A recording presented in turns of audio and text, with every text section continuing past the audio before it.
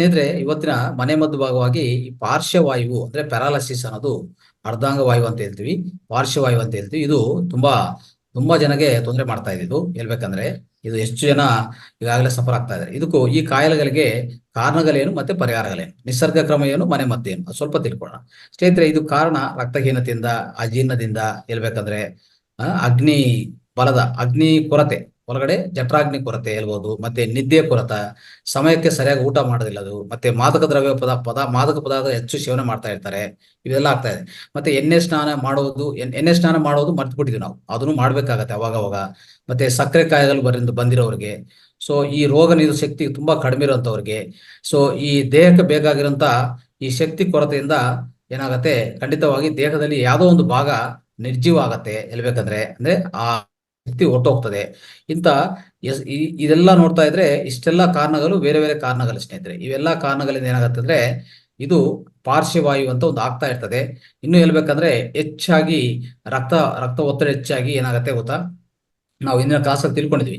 ರಕ್ತ ಒತ್ತಡ ಹೆಚ್ಚಾದ್ರೆ ಈ ಅಂದ್ರೆ ಹಾರ್ಟ್ ಇಂದ ರಕ್ತ ಪಂಪ್ ಆಗ್ತಾ ಇರ್ತದಲ್ವಾ, ಅದು ಏನೇ ಯಾವುದೇ ಕಾರಣಕ್ಕೆ ರಕ್ತ ಪಂಪ್ ಆಗೋದು ಸ್ವಲ್ಪ ತಡಗಟ್ಟಾಗೋದು, ನಿಲ್ಸೋದು ಆತರ ಆಗಿದ್ರೆ ಬ್ರೈನ್ಗೆ ರಕ್ತ ಹೋಗಲ್ಲ. ಏನಾಗತ್ತೆ, ರಕ್ತ ಬ್ರೈನ್ ಸರಿಯಾಗಿ ಪರಿಚಲನೆ ಆಗಿಲ್ಲ ಅಂದ್ರೆ ನಮ್ಗೆ ಆಕ್ಸಿಜನ್ ಸಿಗಲ್ಲ ಬ್ರೈನ್ಗೆ. ಅವಾಗ ಆಗ್ತಾ ಇದೆ ಗೊತ್ತಾ, ರಕ್ತ ಈ ಬ್ರೈನ್ ಒಳಗಡೆ ಈ ಬ್ಲಡ್ ಕ್ಲಾಟ್ಸ್ ಆಗತ್ತೆ.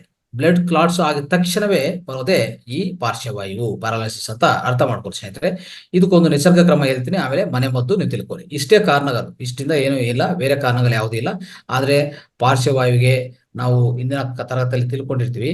ಸೊ ಬೇರೆ ಬೇರೆ ಬೇರೆ ಬೇರೆ ನಿಸರ್ಗವಾಗಿ ಅಂದ್ರೆ ಒಂದು ಮುದ್ರಾ ಥೆರಪಿ ಆಗ್ಬೋದು, ಒಂದು ಆಕ್ಯುಪ್ರೆಷರ್ ಆಗ್ಬೋದು, ಎಲ್ಲ ಮಾಡ್ಕೊಂತ ಆಗ್ಬೋದು.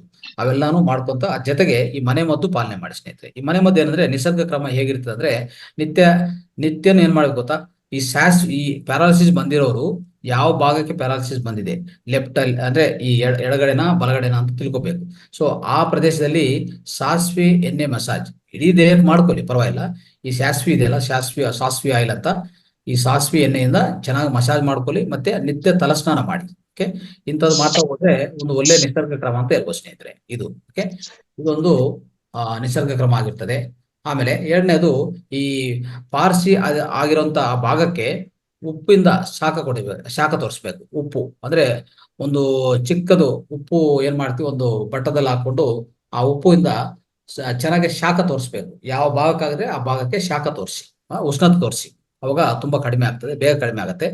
ಆಮೇಲೆ ಈ ಮೆದುಳಿಗೆ ಪಾರ್ಶ್ವ ಆಗಿದ್ರೆ ಏನ್ ಮಾಡ್ಬೇಕು, ಆ ಎರಡು ಮೂಗಿಯಲ್ಲಿ ಏನ್ಬೇಕು, ಒಂದು ಮೂರ್ ಹನಿ ಈ ನಾವೇನ್ ಮಾಡ್ಬೇಕು, ಹಸುತುಪ್ಪ ಅಂದ್ರೆ ನಮ್ಮ ಏಟು ತುಪ್ಪ ಇದೆಲ್ಲ, ಅದು ದ್ರವವಾಗಿ ಮಾಡಿ, ಲಿಕ್ವಿಡ್ ಆಗಿ ಮಾಡಿ, ಈ ಕಡೆ 3 ಹನಿ ಈ ಕಡೆ 3 ಹನಿ ಹಾಕಿದ್ರೆ ಮಲಗುವಾಗ ಈ ತರ ಮಾಡ್ತಾ ಹೋದ್ರೆ ಇದೆಲ್ಲ ನಿಸರ್ಗ ಕ್ರಮ.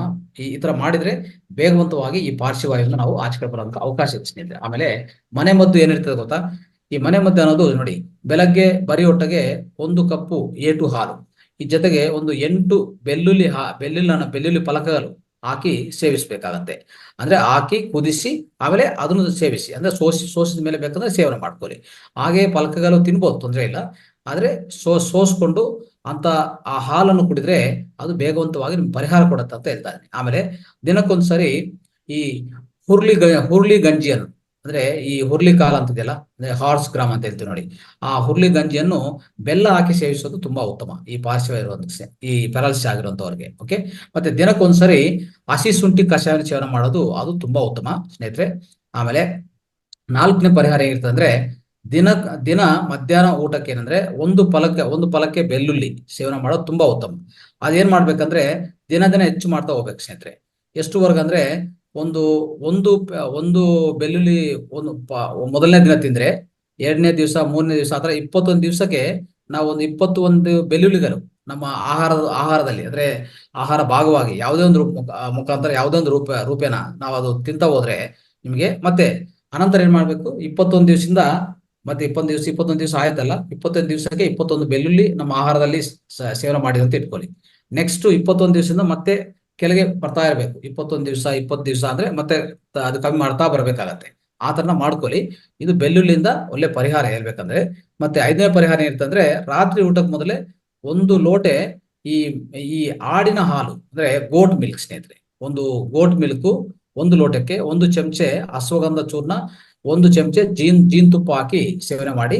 ಸೊ ಅದು ರಾತ್ರಿ ಊಟಕ್ಕೆ ಮೊದಲು ಸೇವನೆ ಮಾಡಿದ್ರೆ ನಿಮ್ಗೆ ಅದ್ಭುತವಾದ ಪರಿಹಾರ ಸಿಗತ್ತೆ. ಯಾವುದಕ್ಕೆ? ಈ ಪಾರ್ಶ್ವವಾಯು ಅಂತ ಹೇಳುತ್ತಾ ಸ್ನೇಹಿತರೆ, ಇದು ನಮ್ಮ ಮನೆ ಮದ್ದು ಭಾಗವಾಗಿ ಇವತ್ತಿನ ಕಾರ್ಯಕ್ರಮದಲ್ಲಿ ನಾವು ತಿಳ್ಕೊಂಡಿದ್ದೆ ಸ್ನೇಹಿತರೆ. ಧನ್ಯವಾದಗಳು.